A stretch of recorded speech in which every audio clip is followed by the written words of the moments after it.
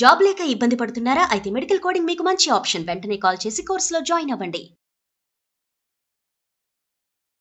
నమస్తే, welcome back to Suman TV. Present మనతో పాటు ఉన్నారు తోడు నీడ ఆర్గనైజేషన్ ఫౌండర్ రాజేశ్వరి మేడం. నమస్తే మ్యామ్. నమస్తే నవీన. భార్య భర్తలు తీసుకుంటే ఇద్దరు తప్పు ఉంటుంది, ఏదైనా సంఘటన జరిగిందా అంటారు. కానీ వాళ్ళిద్దరు ఏమంటారంటే నేను కరెక్ట్ ఉన్నాను, నువ్వు తప్పు చేసావు అంతా అంటారు. ఆమె ఏమంటదంటే నేను కరెక్ట్ ఉన్నాను, నువ్వు తప్పు చేసావు మొత్తం అని అంటారు. అంటే మిమ్మల్ని అడిగితే ఇద్దరు తప్పులు ఉన్నాయా, మరి ఎలాంటి పరిష్కారాలు వస్తాయి, వాళ్ళు ఎలాంటి డెసిషన్స్ తీసుకోవాలి అంటే? తప్పులు అనేవి ఎప్పుడు ఎక్కడైనా ప్రపంచంలో రెండు పక్కల ఉంటాయమ్మా. ఒకరే ఆల్వేజ్ కరెక్ట్ కాదు. 100% ఒకే వ్యక్తి కరెక్ట్ అవ్వడు. 70% ఆయన కరెక్ట్ అయ్యి ఉండొచ్చు, కానీ అక్కడక్కడ ఆయన పొరపాట్లు ఉండొచ్చు, అలాగే ఆవిడ పొరపాట్లు ఉండొచ్చు. అయితే ఎవరి మటుకు వాళ్ళే నాదే రైటు అని పట్టుకుంటే నడవదు. ఎవరి తప్పు ఎవరిది రైట్ అనేది పరిజ్ఞానం వాళ్ళకు కూడా ఉండాలి. ఒకళ్ళు ఎక్స్ప్లెయిన్ చేసినప్పుడు అవును అది కరెక్టే కదా ఆయన చెప్పింది అని ఆవిడ తగ్గాలి, లేదా ఈవిడ ఎక్స్ప్లెయిన్ చేసినప్పుడు అర్థం చేసుకుని ఆయన తగ్గాలి. అంతేగాని నాదే కరెక్టు నేను చెప్పినట్టే నడవాల్సిందే అంటే ఇద్దరు మనుషులతో నడవదు. ఇప్పుడు మన వాళ్ళు చూడు, సంసార రథచక్రాలు అంటారు. ఒక ఎడ్ల బండి ఎడుతోంది, 2 ఎడ్లు వెళ్తున్నాయి. ఓ ఎద్దు అటు ఓ ఎద్దు ఇటు పోతే బండి ఎలా ముందుకు వెళ్తుంది? వెళ్ళదు కదా. ఆ రెండు అండర్స్టాండింగ్తో వెడితేనే నడుస్తాయి. నోరులేని జీవాలే ఒక అండర్స్టాండింగ్తో బండిని ముందుకు లాక్కెడుతుంటే సంసార రథాన్ని లాక్కెళ్ళడానికి మరి నోరున్న మనుషులకి ఏంటి ఇబ్బంది? అంచేత వాళ్ళిద్దరి మధ్యన ఎవరు తప్పు ఎవరు రైట్ అనేది ఎవరూ చెప్పలేరు. ఒక్కొక్క సిచ్యువేషన్లో ఒక్కొక్కళ్ళది రైట్ కావచ్చు. ఒకసారి ఆమెది రైట్ కావచ్చు, ఒకసారి ఆయనది రైట్ కావచ్చు. ఒక్కొక్కసారి తప్పు అయినా సరే అవతల వ్యక్తితో వాదించడం ఇష్టం లేక ఒప్పుకోవాల్సి వస్తుంది. అట్లా ఒప్పుకున్నా కూడా నష్టం లేదు. సంసారం సాగిపోవాలి అంటే చిన్న చిన్న అడ్జస్ట్మెంట్లు తప్పనిసరి. నాది కరెక్ట్ కదా, నేను ఎందుకు తగ్గాలి అన్న మొండితనం పనికిరాదు. ప్రతి చోట కూడా అది ఆ సిచ్యువేషన్ని బట్టి ఉంటుంది. ప్రతి మనిషికి కూడా ఆ సందర్భాన్ని బట్టి ఎవరు ఎక్కడ ఎప్పుడు ఎవరు తగ్గాలి అనేది తెలియాలి ప్రధానంగా. ఇవాళ సినిమాకి వెళ్దామంది, ఆయన కాదు రేపు వెళదామన్నాడు. రేపు ఎందుకు వెళ్ళాలి, ఇవాళ ఎందుకు వెళ్ళకూడదు అని ఈవిడ పట్టుదల అనుకో. ఆయన నాకు ఇవాళ ఏదో ఆఫీస్లో పని ఉంది, లేట్ అయ్యింది అంచేత రేపు వెడదాము, లేటుగా వస్తాను, రేపు వెడదాము అన్నప్పుడు ఆయనకి ఆఫీస్లో పని ఉందేమో అనే చిన్న విషయంలో అడ్జస్ట్ అయ్యి రేపు పెడితే పోయే కదా. ఎందుకు వెళ్ళాలి రేపు, నేను ఇవాళ అనుకున్నాను కాబట్టి ఇవాళ వెళ్ళాలి అనే పట్టుదల పడితే ఎక్కడి దాకా సాగుతుంది సంసారం? తెగేదాకా తెప్పకూడదు కదా. అంచేత చిన్న చిన్న అడ్జస్ట్మెంట్లు తప్పనిసరిగా ప్రతి సంసారంలోనూ ఉంటాయమ్మా. సంసారమే కాదు, ఏ ఇద్దరు వ్యక్తుల మధ్యనైనా సరే. ఇప్పుడు రూమ్మేట్లు ఉంటారనుకో, రూమ్మేట్ల మధ్యన ఏదో ఒక అభిప్రాయ భేదం వస్తుంది. ముందు నేనే స్థానానికి వెళ్తా అంటే ముందు నేనే స్థానానికి వెళ్తా. ఒక హాస్టల్లో ఉండే వాళ్ళకు 2 మనుషులకు 3 మనుషులకు కలిపి ఒక హాస్టల్ రూమ్ ఇస్తే 3 బాత్రూమ్లు ఉండవు కదా, ఒకటే బాత్రూమ్ ఉంటుంది. అది అది అడ్జస్ట్మెంట్ని బట్టి ఓ రోజు నువ్వు ఓ రోజు నేను అలా ఏదో ఒకటి సర్దుకుంటేనే పెడుతుంది. సర్దుకోకపోతే వెళ్ళదు కదా. నేను స్కూల్లో పనిచేసినప్పుడు నాకు కాఫీ బాగా అలవాటు. అంచేత నేను ఒక కాఫీ క్లబ్ అని పెట్టుకున్నాను. అంటే అక్కడే దొరుకుతాయి, పల్లెటూరు కాబట్టి పాలు కొనుక్కొని బ్రూ పంచదార పెట్టుకుని ఒక స్టవ్ పెట్టుకుని ఈ సంసారం అంతా అక్కడ పెట్టుకొని కాఫీ తాగేదాన్ని. ఆ కాఫీ ప్రియులు తాగిన వాళ్ళు కొంతమంది అమ్మ నేను కూడా చేరుతాను, నన్ను కూడా చేర్చుకోండి అన్నారు. మొహమాటం కదా, కలిసి పనిచేస్తున్నాం కదా. ఇద్దరు అలా ముగ్గురు అన్న 4, 10 మంది దాటిపోయారు. లేడీస్ 10 మంది ఉంటే 10 మంది చేరిపోయారు అందులో. సరే 10 మంది చేరారు, బాగానే ఉంది. నా కాఫీ నా వీలుని బట్టి నేను పెట్టుకుంటాను. ఇప్పుడు 10 మందికి మెయింటైన్ చేస్తున్నాను కాబట్టి నాదే కదా బాధ్యత. 10 మందికి కాఫీలు పెట్టే బాధ్యత నాది. Okay, agreed. పోనీ నేను తాగేటప్పుడే ఇంకా కాసిన పాలు ఎక్కువ పోస్తావు పెడతావు. రాను రాను ఎలా తయారైందంటే ఈ కాఫీలు పెట్టిన తర్వాత గ్లాసుల్లో పోసి ఇచ్చే బాధ్యత కూడా నాదే. అక్కడ పోసేసి పెడితే పట్టుకెళ్ళరు ఎవరి మటుకు వాళ్ళు. కూర్చొని కబుర్లు చెప్పుకుంటూ ఉంటారు.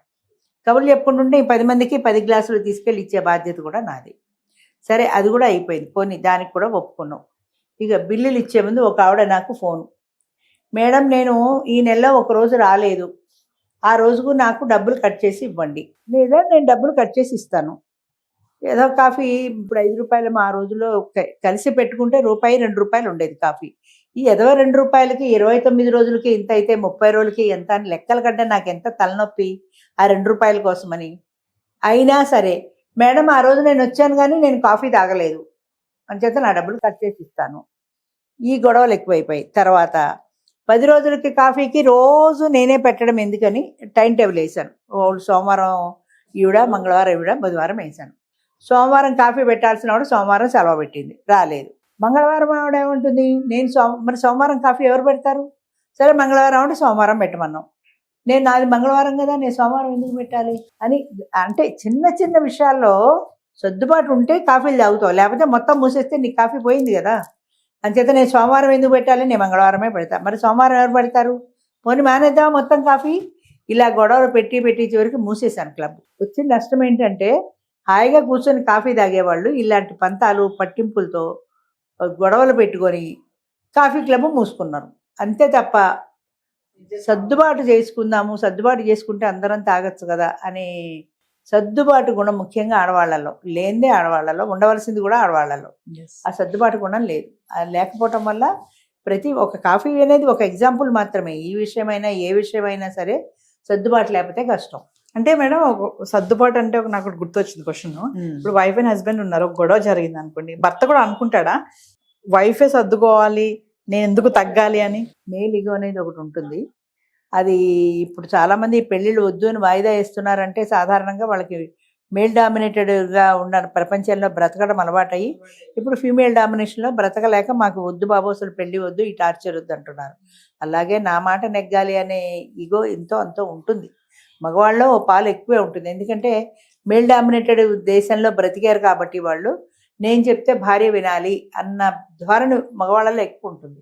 అది కాలాన్ని బట్టి ఇప్పుడు మారచ్చు, సర్దుకోవచ్చు, అది తర్వాత సంగతి అనుకో, కానీ వాళ్ళలో సహజంగా అది ఎక్కువ ఉంటుంది. మరి మగపిల్ల తల్లిదండ్రులు ఎవరైతే ఉంటారో మేడం, మరి అబ్బాయిలు ఇలా పెళ్లిళ్ళు చేసుకోవడం భయపడుతున్నారు, మరి వాళ్ళ తల్లిదండ్రుల యొక్క మరి వాళ్ళు ఏం చెప్తారు పిల్లలకి, మగపిల్లలకి ఏం చెప్తారు? ఆడపిల్ల కంటే అలా ఉండమ్మా ఇలా ఉండమ్మా అని జాగ్రత్తలు చెప్పేటోళ్ళు ఒకప్పుడు, ఇప్పుడు అబ్బాయిలకి మరి దురదృష్టం ఏంటంటే అలా ఉండమ్మా ఇలా ఉండమ్మా, తలంచుకుని వెళ్ళమ్మా, నువ్వు ఆఫీస్కి వెళ్ళేదాకా తల పైకెత్తుకమ్మా, ఎవరితో మాట్లాడుకోమ్మా, ఇన్ని రూల్స్ నిబంధనలు ఆడదానికే ఉన్నాయి. కానీ మగపిల్లవాడిని పెంచేటప్పుడు కూడా అదే భావనతో ఎందుకు పెంచరు? పరాయి ఆడపిల్ల నీ తల్లి లాంటిది, నీ చెల్లి లాంటిది, వేరే దృష్టితో వాళ్ళని చూడకూడదు, ఆడవాళ్ళ మీద నీ దాష్టికం చెలాయించకూడదు, నువ్వు ఆడపిల్లల్ని పటాయించకూడదు, ఇలాంటివి చిన్నపిల్లలకి మగపిల్లలకు కూడా నేర్పుకుంటూ వస్తే ఇన్ని లైంగిక నేరాలు జరగవేమో అనిపిస్తుంది నాకు.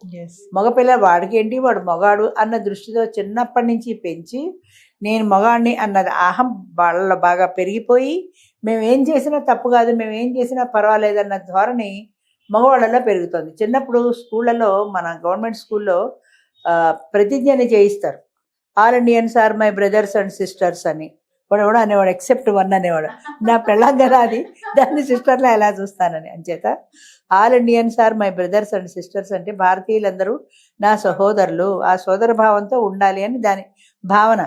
చిన్నప్పటి నుంచి ప్రతిజ్ఞ చేస్తున్నారు కానీ అది మైండ్లోకి ఎక్కట్లేదు కదా, ఏదో రొటీన్గా పాఠం అప్పచెప్పినట్టు అప్పచెప్పేస్తున్నారు అంతే. అదే రొటీన్గా కాకుండా ఎక్కితే చాలామందికి తెలుసుండేది కదా, అది తెలియటం లేదు. అంచేత ఆడపిల్లలకే కాదు మగపిల్లలకి కూడా నేర్పాలి. పరస్త్రీని మనం వేరే దృష్టితో చూడకూడదు, వేరే దృష్టితో చూస్తే అదే మన నాశనానికి హేతు అవుతుంది. అంచేత మనం సోదరభావంతో ఉండాలి తప్ప వేరే అమ్మాయిని వేరే దృష్టితో చూడకూడదు అన్న భావన మగపిల్లల్లో కూడా ఉండాలి. మగపిల్లల తల్లిదండ్రులు కూడా అది అర్థం చేసుకోరు. నా పిల్లాడు రోడ్డు మీద పోయినా 12ంటికి వచ్చినా పర్వాలేదు, వాడు మొగాడు అనుకుంటున్నాడే కానీ 12 దాకా ఏ పబ్బులో తిరుగుతున్నాడో, ఎవరిని రేప్ చేసి వస్తున్నాడో తెలుసుకోకపోతే వాళ్ళకే నష్టం కదా. అంచేత అది తప్పప్పులు అనేది ఆడపిల్లలకి నేర్పాలి, మగపిల్లలకి నేర్పాలి. చాలా వరకు మగపిల్లలకి నేర్పట్లేదు మన సమాజంలో, ఆడపిల్లలకి జాగ్రత్తలు చెప్తున్నారు కానీ మగపిల్లలకి జాగ్రత్తలు చెప్పటం లేదు. అని చెప్పి మగపిల్లలకు కూడా జాగ్రత్తలు చెప్పాల్సిన అవసరం తప్పనిసరిగా ఉంది. Thank you. మంచిది.